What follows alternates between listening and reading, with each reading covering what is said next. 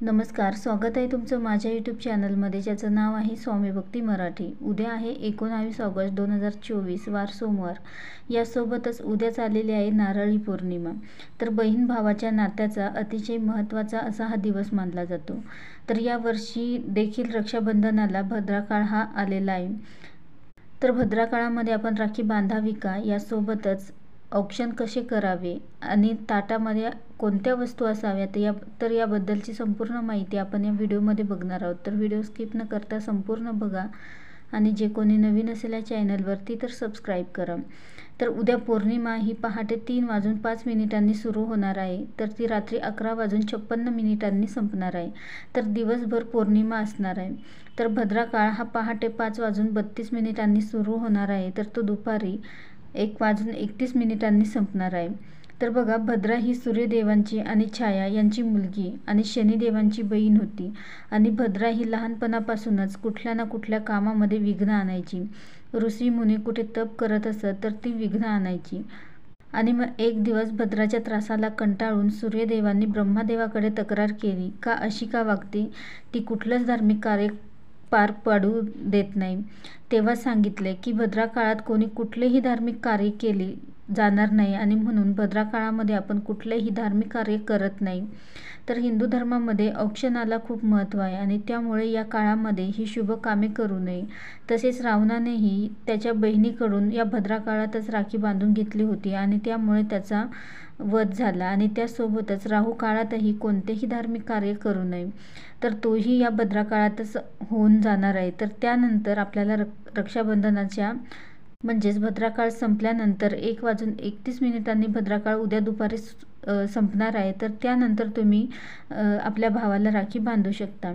तर रक्षाबंधनाला औक्षणाच्या ताटामध्ये आपण काय काय ठेवावे, काय काय असावे, तर ज्या वस्तू आपण ताटामध्ये ठेवणार आहोत तर त्याचं महत्त्व काय आहे, तसेच राखी बांधताना आपण काय चुका करू नये।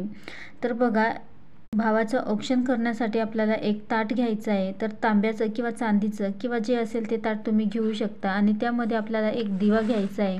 त्या दिव्यामध्ये आपल्याला 2 वातींची एक वात तयार करायची आहे आणि त्यासोबतच या दिव्यामध्ये आपल्याला तेल टाकायचं आहे। त्यासोबतच आपल्याला कुंकू घ्यायचं आहे। तर कुंकू हे शक्तीचे प्रतीक मानले जाते आणि ज्यावेळी आपण स्त्रीचं औक्षण करतो तर त्यावेळी हळद कुंकू घ्यायचं आहे आणि ज्यावेळेस आपण भावाचं औक्षण करतो तर तेव्हा फक्त कुंकू घ्यायचं आहे। त्यानंतर आपल्याला एक सुपारीही घ्यायची आहे। तर ही का घ्यावी, तर बघा, सुपारी ही कडक असते, टणक असते आणि त्यामुळे आपल्याही भावाचं आयुष्य त्या सुपारीसारखं टणक व्हावं म्हणून आपल्याला सुपारी ओवाळून घ्यायची आहे आपल्या भावावरनं। त्यानंतर सोनं, तर आपल्या भावाचं आयुष्य हे सोन्यासारखं व्हावं यासाठी आपल्याला सोन्याचा वापर करायचा असतो। त्यानंतर राखी घ्यायची आहे। तर रक्षासूत्र, तर राखी घेताना ही व्यवस्थित बघून घ्या, तसेच गोडाचा काहीतरी एक पदार्थही घ्या।